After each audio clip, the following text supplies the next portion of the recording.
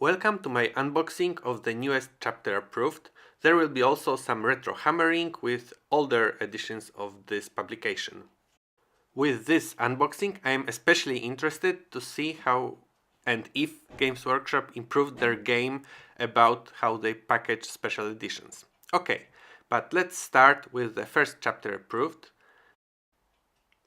It was very different to what the chapter approved books were later, as it was not so much about specific new rules for new units, but more a campaign rulebook, meaning campaign like in role-playing games where you would have various characters and their exploits and various scenarios. You even needed a game master to run this campaign. Here you have plans, very reminiscent of all Dungeons and Dragons gaming. But what was the greatest thing for me were these gorgeous pictures, depicting basically the fluff about squads and Eldar and some other factions, with banners and explaining what various gadgets do. Back then, squads were mainly mercenaries and Eldar were mainly pirates. There was nothing about the craft words and farseers and stuff like that. Here were the orcs and rogue traders and some very first space marines with jet bikes at the top and Mark I dreadnoughts at the bottom. Various orcs, Eldar pirates and Zoads. I miss Zoads very much. They were like proto-tyrannids, only they were not tyrannids, only some other creatures enslaved by the tyrannids. They could be set free and attached to an Eldar army. Rules for various units, but still mainly cool pictures, fluff and stuff like that. Now let's look at the book that wasn't called chapter approved, but for all ends and purposes was one. The Red Compendium. This book is a legend. You could create a video about just every page of it. It consisted of White Dwarf articles packaged into a neat form. But these were the formative years of the 41st millennium, and every article tried to explore this universe in a new thing. There were a lot of wacky things and a lot of things that we still have and love today. Like the history of the Space Marines legions, the colors of the Space Marines legions, the Terminator armor, the story of the Imperial Army that is basically a bunch of hooligans and gangsters that still wear their leather jackets to the battle. Oh yes, the original plastic Imperial Guardsmen had leather jackets with various skulls and other gangster emblems on them. Vehicle design rules for dreadnoughts, both Imperial and for other races. At the time the other races meant simply Eldar and Orcs. There were no squad dreadnoughts, unfortunately. Now this is interesting, the first Eldar Wraith constructs. If you look closely you will see the dreadnought with another head. Yes, the Wraith Lord was not a dreadnought, it was another vehicle. The actual dreadnoughts that we now know as Wraith Lords were meant to have a living Eldar inside their head. Now for something extremely wacky. An article about converting the first plastic Space Marines, and some conversions are rad. Like Space Marine on a wheelchair, Space Marine flying on a copter thing, the first Rhino converted to other vehicles, and the legendary deodorant bottle Graf tank. Wow. It was your repulsor of 1989. And after those wacky vehicles, there are army lists for Imperial Guard, squads and Harlequins. Because Harlequins are actually a much older army than Craftworld Eldar. I will certainly return to this venerable tome some other time. Another of those chapter approved like books is the Golden Compilation, also created from a collection of White Dwarf articles like the previous one. It gave for the first time the rules for thunder hammers and lightning claws. Look, you could even field a unit of commissars back then. They would teach you to run from combat. The first rules and fluff for Leman Russ. The first version of the history of the power armor. And the Eldar, the first appearance of Craftworld Eldar, as we know them today. Not just pirates and vagabonds. Genestealer cults. This book is in a really poor shape from constant use. Let's go back and see some hidden gems here. The painting schemes of the first ideas for Aspect Warriors and Craft Worlds. With the original Jess Goodwin design drawings that have a cult status now. This book was published in 1991, just before the second edition dropped. Now let's fast forward to 2001 and the third edition chapter approved books. They were very important for development of the game. They were used as the testing ground for the rules that finally made up the fourth edition. Players had several years to test the new rules before they became the fourth edition. This is one of the reasons why the fourth edition was the best one, at least in my opinion. The book was written by Andy Chambers himself. It wasn't graphically extremely interesting, but had a lot of interesting rules. Army lists for Sisters of Battle, Necrons, Death Company, and Imperial Guard Armored Company. It contained Q&As for major factions and the general rules, and some other rule updates like the new rules for the Crax Terminatus, basically making the Terminator armor much better than before, smoke and blind grenades, and most importantly, new vehicle rules. These were the new transport rules with fire points and access points and stuff like that, and also some vehicle design rules. You could create any vehicle you wanted using a points system. Look, this was before they produced the new current plastic Rhino. The vehicle design rules were quickly abused, but they were fun for a year. Look, you could even put guns in your guns so that you gun while you gun. The vehicle design rules allowed you to create super heavy vehicles, and I was super excited to be able to field my Eldar Super Grav Tank Scorpion against my friend's Baneblade. Note that the Scorpion is the first edition Forge World model for this tank. It differs very much from the current one. And so that the Tyrannid players didn't feel left out, there were also Tyrannid creature creation rules. You could attach extra limbs for them, weapons, biomorphs, whatever. The book wrapped up with some new mission selection rules and also Ultramarine special characters and the infamous Colonel Sheffer's Last Chancers. Basically the 40k version of the Dirty Dozen.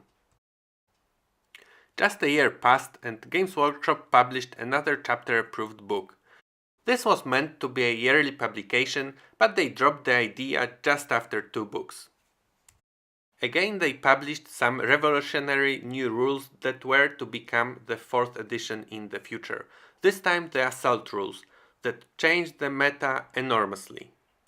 The biggest one was that you were no longer able to target individual squad upgrade characters like your Sergeants and Exarchs and so on in hand-to-hand combat, which made them very powerful. Vehicle rules introduced in the last book were updated a bit. Look, we got the new Rhino. But the poor Eldar still didn't get their basic transport. The Wave Serpent shown here is just a conversion.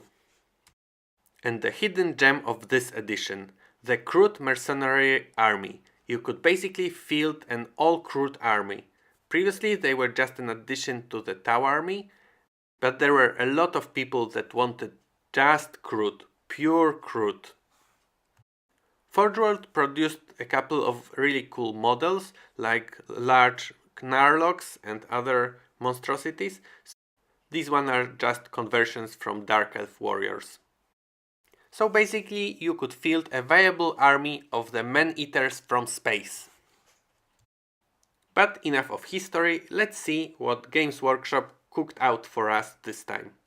The box is really nice. It will be a great cardboard for modeling. I see some bunkers created of it.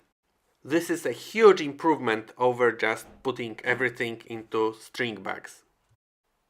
Let's see what's inside. Nice. You have those places for all the items inside. It's custom made. I'm really impressed.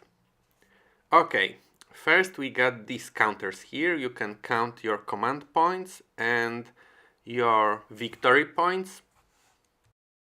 I really love gadgets such as this. Of course, you can count your command points, victory points, turn number, and so on using dice. But what I found out is that the dice get picked up and rolled for some reason. It's easy to lose your count. And of course, the second player is not left behind. It's a pity they didn't put a mark to differentiate the players, but you can paint something yourself. Okay, and now the cards. The new chapter approved introduces a lot of new stratagems for various mission types, and they are here on the cards. You have stratagems for stronghold assaults like escape hatch, emergency repairs, ammo store. These are for the defender, but there are also attacker stratagems.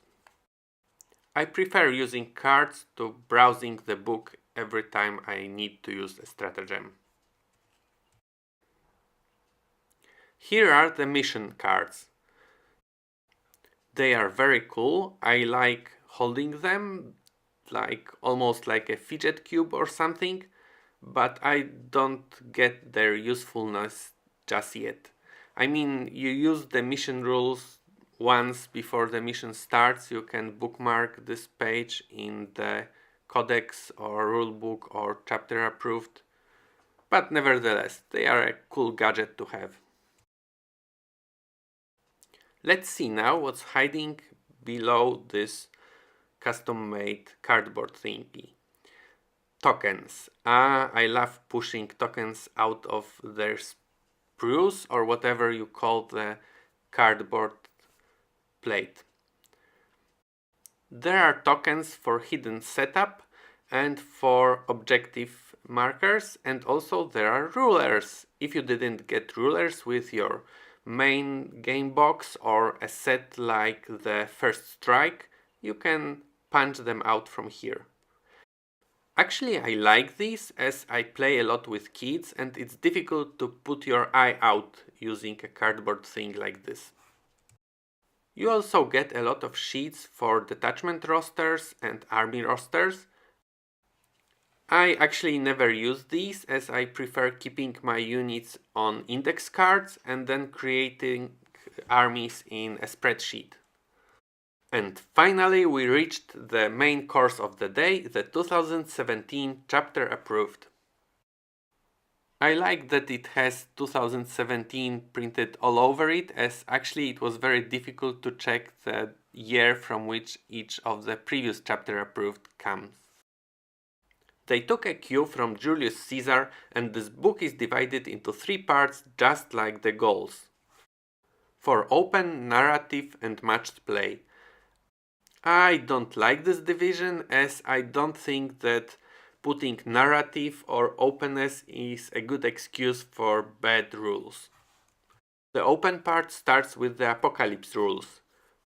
They are devoting a couple of pages to how to actually organize the event, and it's very interesting because some of you may recall I wrote a story on my website in which I basically discourage the reader from organizing an apocalypse battle as it takes a lot of time, is very strenuous, and the payoff is not that great. But also that I understand that everyone wants to play a game Apocalypse at least once in their life. Then there are the vehicle design rules coming back. For a start, just for Land Riders, but I think they will expand on that. The narrative place section gives you a lot of new rules for various mission types like Planet Strike, strong point assault, and so on.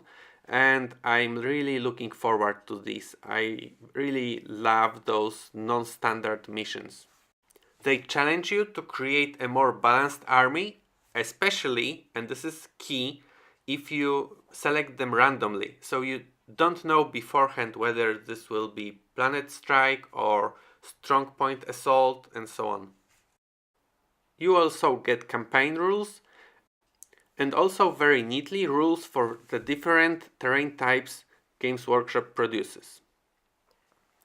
Oh look, there is an Imperial bunker. Oh sweet. You also get rules for the infamous Plasma Obliterator model, which was a Chinese import of really bad quality.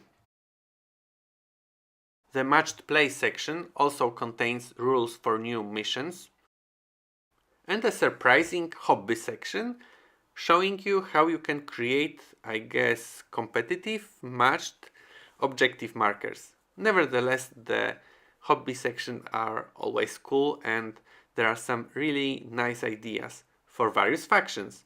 There are separate Space Marine objective markers, Tyrannid objective markers, Necron ones even, Dark Eldar ones. Unfortunately, Craftworld Eldar are left behind. They give some cool ideas how to show the number of the marker without actually painting the numerals. Like gluing a specific number of skulls, antennas and various sharp objects. Then you get some faction rules, which is very in line with what you got in previous chapter approved editions. I will not go through them in details as they were covered on many websites and also other channels on YouTube. Then there are even more rules for battlefield terrain. I guess the carnivore plants are less narrative, whatever. It's important the rules are here and they are really nice. They updated the rules for Sector Mechanicus elements, and which is very important because the rules that are in the boxes when you buy those elements are still from the previous edition. Even more ways of making your game non-standard, and updated points cost for a lot of units. It's worth noting they are giving you updated points cost for Forge World models, and also that they are clearly stating these are point costs for this year and next year they may be different. I really appreciate their commitment to make the game better and better each year, step by step. It's almost like agile project management. Overall, I think this is a great set and I'm very happy I own it. Thank you for watching and have fun with your hobby.